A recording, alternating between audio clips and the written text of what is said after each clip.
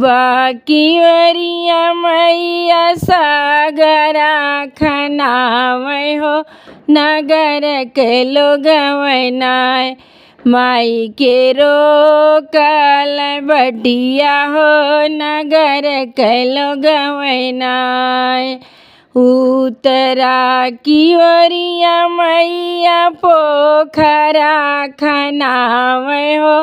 नगर के लोग वैनाय माई के रोकल बटिया हो नगर के लोग वैनाय पोखरा में हाली मैया कैलिया सननवा हो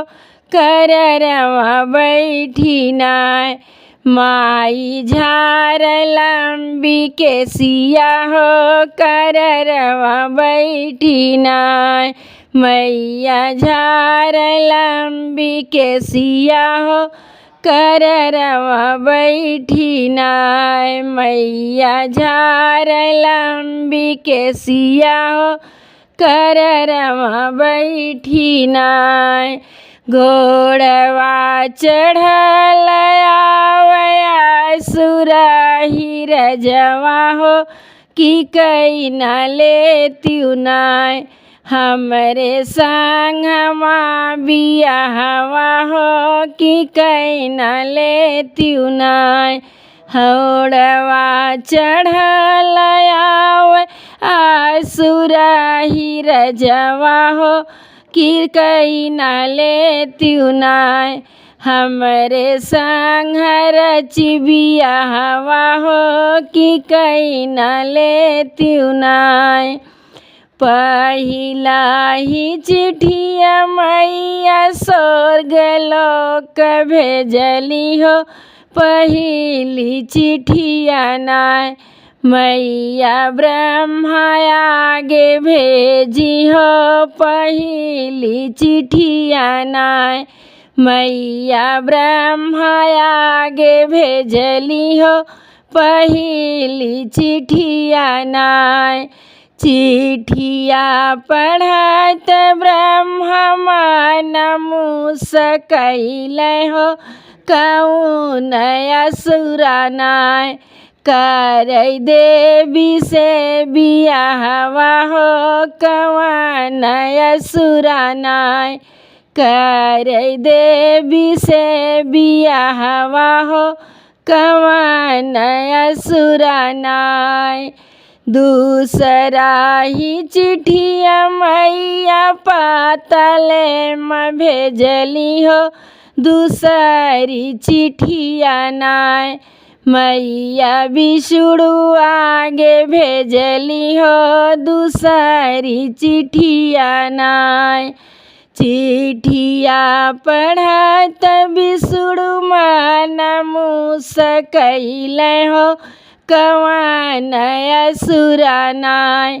कर देवी से बियाहवा हो कौन असुरा नाय कर देवी से बियाहवा हो कौन असुरा नाय तीसरी चिठिया मैया कैला से भेजली हो कि भोले आगे नाय मैया लिखी भेज चिठिया हो कि भोले आगे नाय चिठिया पढ़त भोला मन मुस्कैले हो कौन असुरा नाय कर देवी से बियाहवा हो कौन असुरा नाय आंगना में मरली मैया जन बाजन हो कि मारो मरली नाय मैया असुरा बरतिया हो कि मारो मरली नाय मैया असुरा बरतिया हो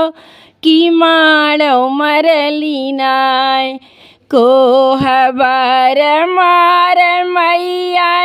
असुर दुल्हवा हो त्रिशूल वालई के नाय असुर करली बधनिया हो त्रिशूल वालई के नाय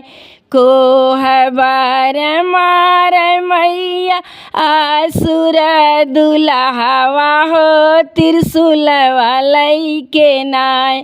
मैया करली बधनिया हो त्रिशूल वालई के नाय। अम्बे मात की जय, शेरा वाली की जय।